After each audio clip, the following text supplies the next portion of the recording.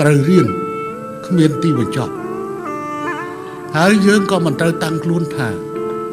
យើងជាអ្នកចេះជាងគេនោះដែរជំងឺតួឯកនៃការចេះជាងគេគឺតែងតែជាជំងឺคล้ายទៅជាជំងឺអាត្មានិយមឬរហូតដល់អត្តនោម័តនឹងនាំមកនៅមហន្តអន្តរាយនិងភាពឯកោដាក់ខ្លួនតែប៉ុណ្ណោះពេលមានសង្គ្រាមទើបឃើញសន្តិភាពមានតម្លៃឯកម្ពុជា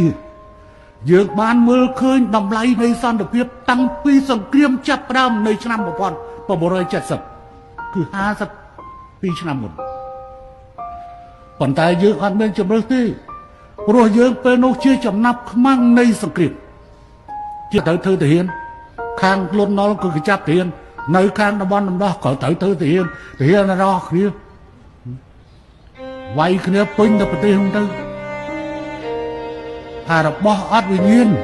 គ្រាន់តែជឿហេដ្ឋារចនាសម្ព័ន្ធបំរើឲ្យការដឹកជញ្ជូនឬសាលារៀនឬវត្តអារាមក៏ត្រូវវាយបំផ្លិចបំផ្លាញដែរដូច្នេះបានជាកត្តាសន្តិភាពនេះត្រូវមើលឲ្យឃើញចាប់ផ្ដើមពីចំណុចសន្តិភាពនឹងហើយដែលយើងមានលទ្ធភាពដើម្បីនឹងអភិវឌ្ឍ